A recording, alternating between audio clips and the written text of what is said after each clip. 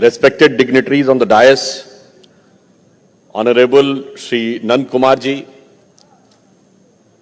जो अपना पूरा जीवन राष्ट्र सेवा में उसी प्रकार समर्पित कर रहे हैं जैसे यह दीप जल रहा है।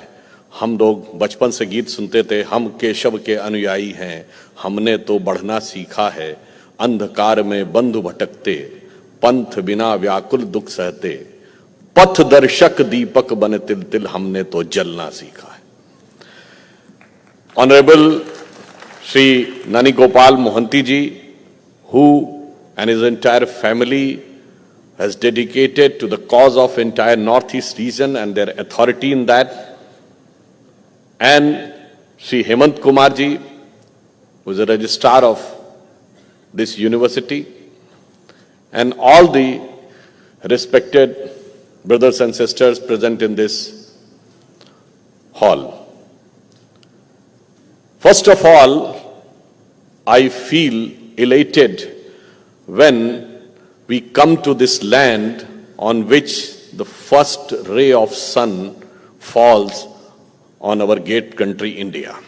जो सूर्य की पहली किरण का जो क्षेत्र है नॉर्थ ईस्ट पूर्वोत्तर का यह क्षेत्र, वहां पर आकर एक अलग प्रकार के आनंद की अनुभूति होती है. And it is not only that physically, first the ray of sun starts from here. Do you remember that today we are in the 75 years of India's independence, which has been called Amrit Kal by our Honorable Prime Minister, that now we have to look from 75 years to when we will complete the 100 years of independence in 2047. India has to reach a situation which is its legitimate due. Means सोने की चिड़िया भी होंगे और जगत गुरु भी होंगे. But we got independence on 15th of August 1947, but this land is blessed that the first flag of independent India was hoisted on 14th of April 1944 in Manipur and Kohima by Azad Hind Fauj led by Netaji Subhash Chandra Bose. And moreover, as Nand Kumar ji was saying, decolonization of minds requires, because if we talk about the first independent government of the country, then definitely a reference of the exiled government led by Netaji Subhash Chandra Bose, which was formed in 1943, in October 1943, should have the mention, because that was the first independent government of India. Subsequently, we formed the government in 1947. And with due respect to everybody, I do not want to demean anybody, but the government was not formed on 15th of August 47.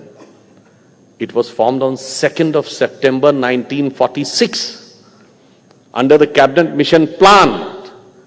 And the swearing in was done by Lord Mountbatten. And showing allegiance to whom? To British Crown. Most of the people have somehow slipped up this fact, that the British Parliament has decided that India will get independent not on 15th of August 47. The due date was 30th of June 1948. They have preponed it.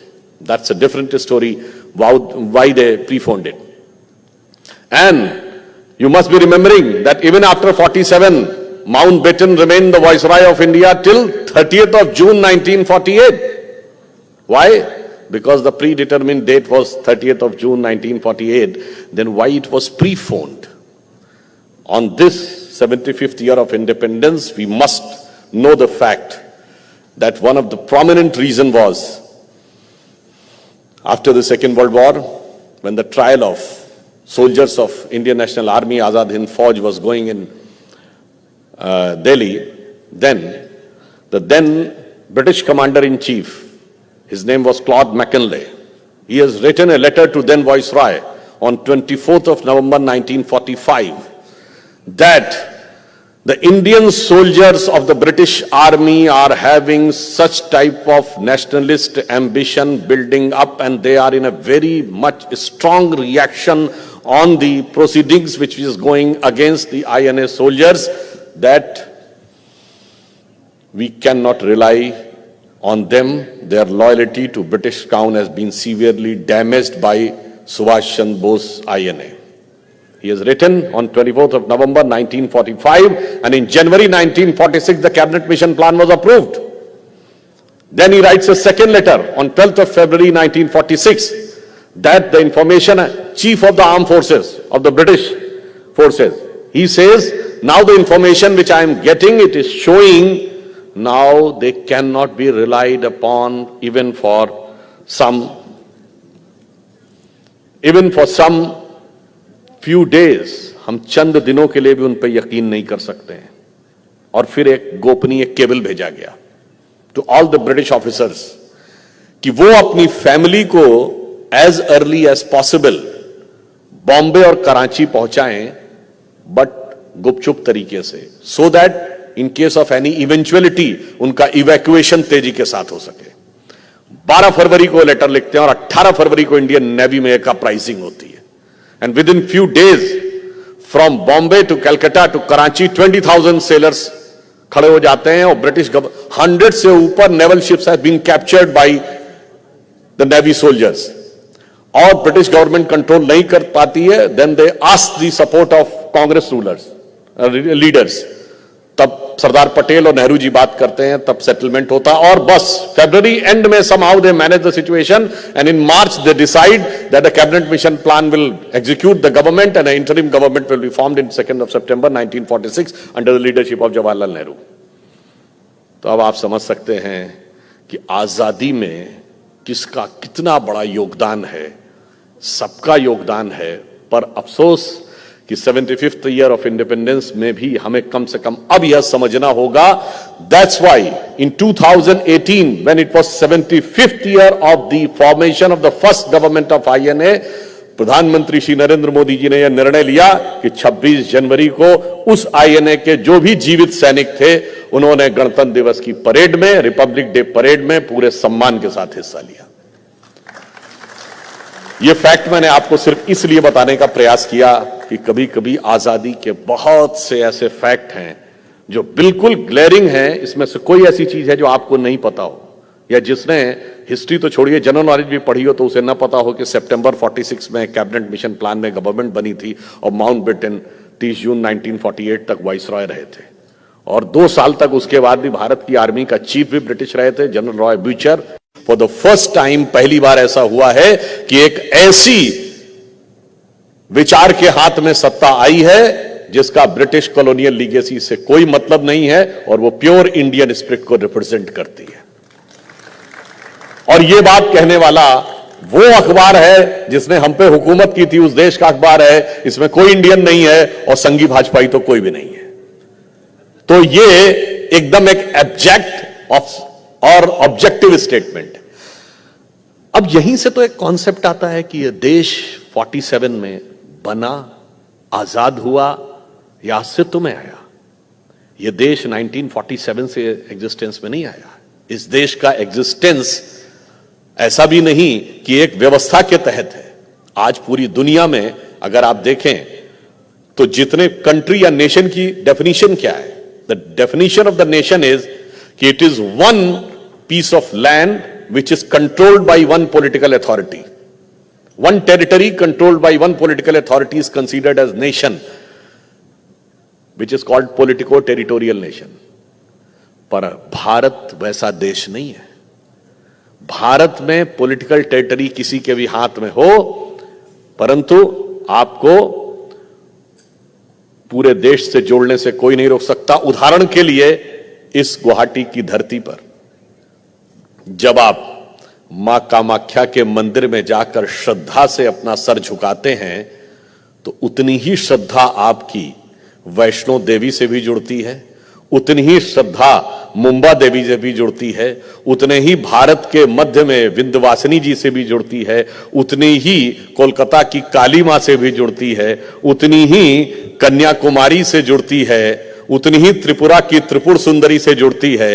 और इतना ही नहीं, उतना ही ढाका की ढाकेश्वरी से भी जुड़ती है और बलूचिस्तान पाकिस्तान में हिंगलाज माता के साथ भी जुड़ जाती है. That's how you get connected with the entire landscape of the nation, irrespective of कि वो किस पॉलिटिकल टेरिटरी के अंडर में है।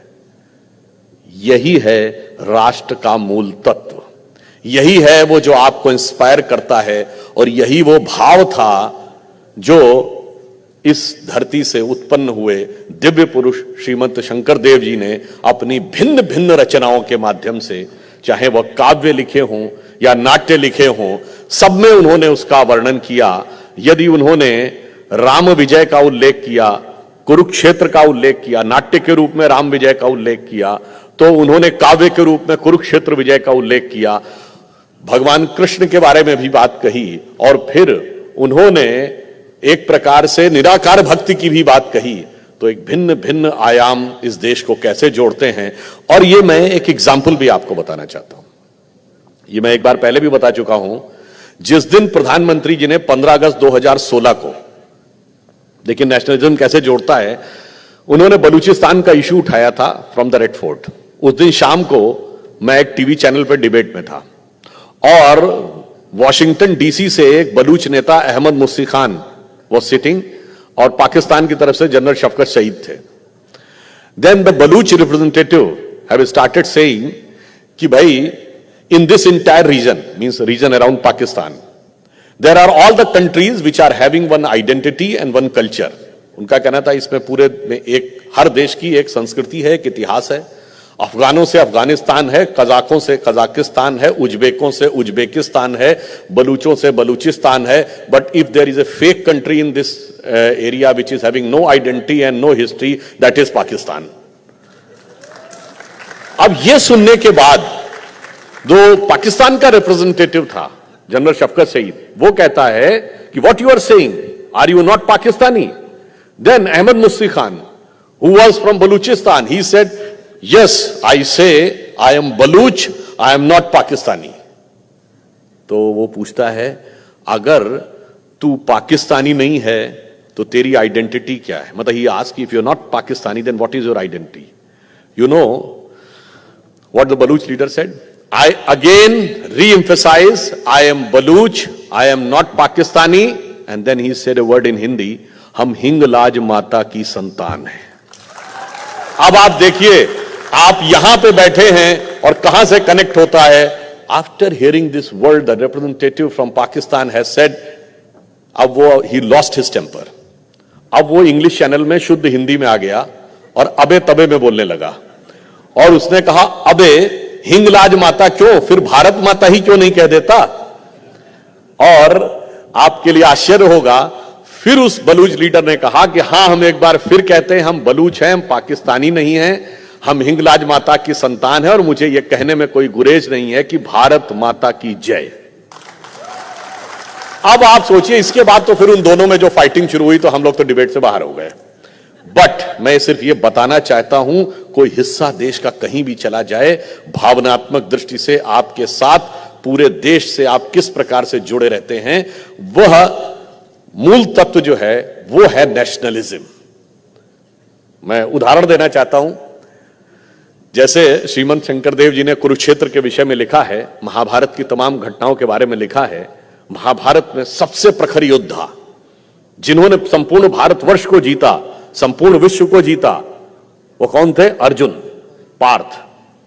और यहां तक कि जब भगवान कृष्ण ने गीता में अपना विराट रूप दिखाया और उन्होंने कहा कि अमुक में मैं अमुक हूं, तो उन्होंने कहा कि पांडवों में मैं पार्थ हूं, यानी अर्जुन हूं, जो सबसे सक्षम, सबसे शक्तिशाली और युद्ध के प्रमुख नायक, और उनसे बड़ा योद्धा उस काल में नहीं हुआ। परंतु आप में से बहुत से लोगों को यह पता होगा कि अर्जुन आकर एक युद्ध में पराजित हुए थे, और पराजित ही नहीं हुए थे, उनके प्राण भी चले गए थे। वो कहां था?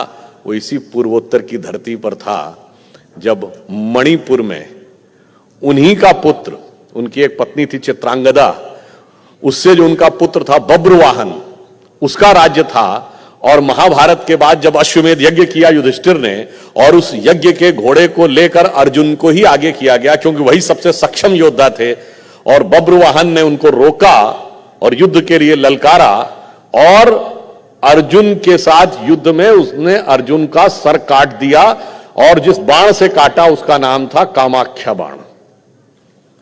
अब आप कहेंगे कि फिर अर्जुन बचे कैसे? इसमें भी एक रोचक कहानी, और अब देखिए कैसे देश के साथ कनेक्ट होता है। जब पितामह भीष्म की मृत्यु हुई तो शिखंडी की आड़ लेकर अर्जुन ने तीर चलाया था, तो जो पितामह भीष्म के भाई थे वसु, उन्होंने श्राप दिया कि अर्जुन को स्वर्ग नहीं प्राप्त होगा, चूंकि भीष्म के साथ पूर्णतः धर्म का पालन नहीं हुआ युद्ध में, इसलिए इनको सद्गति नहीं प्राप्त होगी।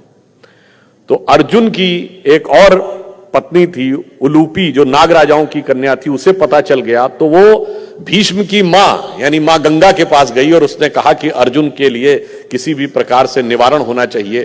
तो तपस्या करने के बाद उसको गंगा जी ने बताया कि एक ही तरीका है, यदि पुत्र के हाथों उनकी मृत्यु होगी तो वो श्राप से मुक्त हो जाएंगे।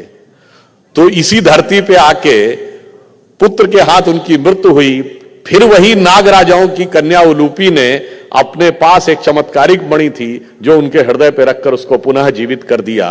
आप कल्पना करिए कहां पे कुरुक्षेत्र है, कहां कृष्ण की नगरी द्वारका है और कहां पर मणिपुर है। पूरा देश किस प्रकार से जुड़ा रहता है? वही जो अभी नंद कुमार जी ने कहा, लोक बियॉन्ड फोक, जिसको आप फोक स्टोरीज कहते हैं। हमारे यहां फोक जानते क्यों है? The concept of history of West and ours is totally different. West कहता है कि the branch of knowledge is history is that branch of knowledge which can depict you at exact time exactly what happened in the past. तो आज आदमी कहता है कि then how does it affects today? If Julius Caesar invaded England in 40 BC, now whether he invaded in 40 BC or 60 BC, how does it matters today? हमारे यहां कहते हैं इतिहास की परिभाषा ये नहीं है। हमारे यहां इतिहास की परिभाषा वो है कि पूर्व काल में हुई घटनाओं को जो ब्रांच ऑफ नॉलेज इस ढंग से प्रेजेंट करे कि वो वर्तमान समय में समाज में वैल्यूज और मूल्यों को बढ़ाने में सहायक हो सके, वह इतिहास है। इसीलिए हमारे यहां रामलीला का महत्व है, कृष्ण लीला का महत्व है। कृष्ण किस समय उत्पन्न हुए वो भी लिखा है, बाकायदा नक्षत्रों तक लिखा है। राम कब उत्पन्न हुए इसका उतना महत्व नहीं है कि किस समय उत्पन्न हुए, उन्होंने क्या किया और आज हम उसके साथ कैसे जी सकते हैं, इस चीज का अधिक महत्व है। यह हमारा राष्ट्र और समाज की एक सोच है।